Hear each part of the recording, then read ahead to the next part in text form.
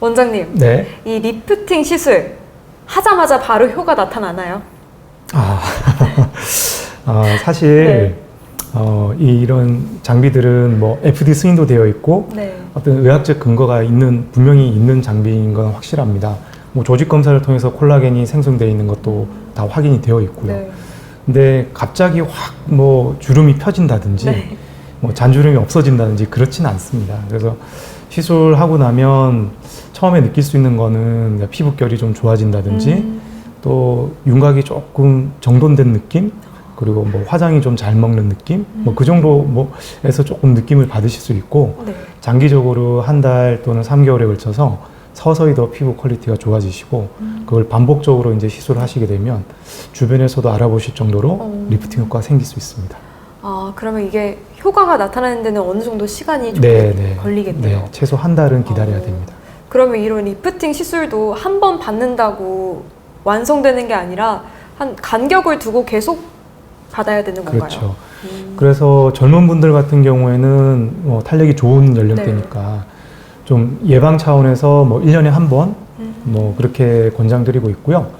만약에 좀 장년층에서 많이 처져서 오셨다 하면 저는 한 3개월에 한 번, 뭐 4개월에 한 번 좀 잦은 간격으로 반복적으로 하는 걸 권장드리고 싶고요. 네. 그리고 그 사이 연령대 중년층에서는 한 6개월 전후 보통 권장드리고 있는데, 이거는 어떤 장비 차이도 있고 의사들마다 어떤 뭐 노하우나 또 경험이 다 다르기 때문에 조금 다를 수는 있을 것 같습니다.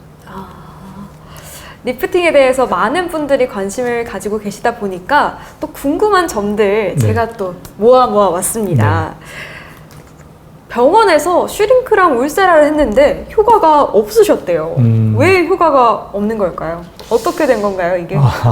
그게 여러 원인을 좀 생각해 볼 수 있을 것 같아요. 그래서 뭐 연령도 좀 봐야 될 것 같고, 만약에 근데 젊은 연령대에서 시술을 했는데 큰 변화를 못 느끼셨다고 그러면 여러 가지 요인 중에 그 샷수가 너무 부족했거나 아니면 그 시술을 한 의사가 경험이 좀 부족해서 강도를 좀 낮춰서 했을 가능성도 좀 있을 것 같고요. 그리고 연령이 아주 높아서 탄력이 많이 떨어져 있는 분들, 그럴 때도 잘 못 느낄 수 있을 것 같고요. 그리고 얼굴에 좀 살이 많거나 그러면 피하 지방량이 많고 그러면 무거우니까 잘 안 올라가겠죠. 그럴 경우에는 아까 말씀드린 것처럼 지방을 좀 분해해 줄 수 있는 그런 시술을 좀 같이 병행하시면 더 효과가 있을 것 같습니다. 이게 또 사람마다 다 다르기 때문에 또 효과에 대한 정도도 좀 차이가 있네요. 네. 그리고 이게 슈링크랑 울세라 같은 경우는 볼페임이 생길 수도 있다고. 그런 소문도 있더라고요. 네, 그거는 사실 쉽지 않습니다. 물론 의사가 그 볼 쪽을 디자인을 하지 않고 거기만 집중적으로 만약에 초음파를 조사하게 되면 지방이 어느 정도는 좀 빠질 수는 있는 걸로 되어 있습니다. 근데 저희 병원도 그렇고 대부분의 의사들이 시술 전에 이제 디자인을 하고 들어가거든요. 우리가 집중적으로 치료해야 될 부위, 불룩한 부위, 그리고 시술을 하지 않아야 될 꺼진 부위, 그런 부위를 이제 체크해서 시술을 하게 되고, 그래서 이건 시술자의 어떤 노하우라든지 뭐 그런 것들이 좀 반영되는 것 같고요. 그리고 대부분 그렇게 표현하시는 것들의 큰 이유는 그런 분들이 대부분 여기 턱 보톡스를 같이 하신 경우가 굉장히 많습니다. 그래서 볼에 이미 꺼짐이 있는 분들이 필러 시술 없이 그날 당일날 보톡스와 초음파를 같이 하신 거죠. 그럼 이제 보톡스가 아까 말씀드린 것처럼 근육이 줄어들면서 이 볼이 조금 더 꺼져 보이게끔 만들 수 있다고 말씀드렸는데, 그래서 초음파 하고 나서 약간 오비일학격일까요? 그래서 그렇게 해서 좀 꺼져 보이시는 거지, 실제로 초음파가 지방을 파괴하는 효과는 아주 적다고 보시면 됩니다.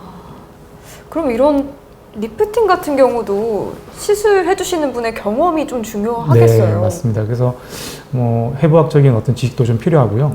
또 뭐 가능하면 여러 가지 장비를 좀 다뤄본 의사한테 시술 받는 게 또 좋을 수 있고, 또 뭐 실리프팅을 할 수 있는 의사와 또 아닌 의사의 결과 차이도 좀 있을 거라고 저는 생각하고 있습니다. 이게 리프팅이 또 끌어올리는 거잖아요. 그러면 이렇게 처진 눈썹을 리프팅 시술로 올릴 수도 있나요? 요즘에는 이제 우리가 눈매 교정술을 많이들 하시잖아요. 그리고 상안검 성형을 많이 하시는데 나는 수술이 무섭다, 난 수술을 지금 할 여건이 안 된다 그러신 분들이 이 눈썹을 조금 올려달라고 하시는 분들이 있습니다. 그런 경우에는 저희가 아까 말씀드린 초음파, 네. 울세라나 슈니크 같은 초음파를 이용해서 눈가에 시술을 하면 조금 올라가는 효과가 있을 수 있고요. 실제로 울세라는 눈썹 리프팅의 FDA 승인을 받은 장비입니다. 효과가 어느 정도 있고, 그 다음에 두피 리프팅을 하는 장비가 있습니다. 에어젯이라고 하는 저희 병원에 장비가 있는데, 네. 이 눈썹 위쪽에 네. 두피 쪽에다가 조사를 해서 오. 여기에 콜라겐을 유도해서 타이트닝을 유도하면 네. 약간 눈썹이 좀 올라가는 그런 효과를 줄 수 있습니다. 두피에다가 네, 리프팅을 네. 두피 탄력을 주는 에어젯 시술이 있고요. 그리고 실을 넣어서 또 하는 경우도 있긴 네. 한데, 실을 넣어서 했을 경우에는 이물감이 꽤 있기 때문에 저는 많이 추천드리진 않고, 뭐 기존부터 많이 해오던 뭐 스킨 보톡스 그걸 같이 병행하면 눈썹도 어느 정도는 리프팅을 시킬 수 있습니다. 네. 이 처진 눈썹을 올릴 수 있다는 생각은 안 해봤는데 되게 신기하네요. 네. 이게 그리고 탄력 시술 많이 여러 번 받았는데도 이 팔자주름 그리고 인디언 주름은 그대로다 하는 분들도 계세요. 네. 왜냐하면 이게 팔자주름과 이제 인디언 주름 같은 경우에는 네. 뭐 탄력이 떨어져서 우리가 생성되는 것도 있지만 네. 우리 피하 지방이 빠져서 얼굴에 볼륨이 빠져서 그 원인에 기인한 바가 있거든요. 결국은 탄력 개선은 이제 초음파나 고주파를 이용해서 할 수 있겠지만 우리가 그 꺼짐에 대해서는 결국 필러나 이런 볼륨 교정이 좀 필요할 수 있는 거거든요. 그래서 인디안 주름 같은 경우에는 또 팔자 주름 같은 경우에는 저는 반드시 이제 필러 시술을 같이 병행하는 편이고요.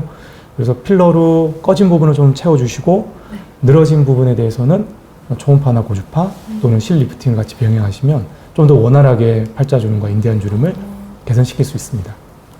맨날 이렇게 탄력, 리프팅 고민만 하다가 시술을 못 받았는데 원장님께서 이렇게 잘 설명해 주시니까 한번 받으러 와야겠다는 생각이 드네요. 네. 네, 감사합니다.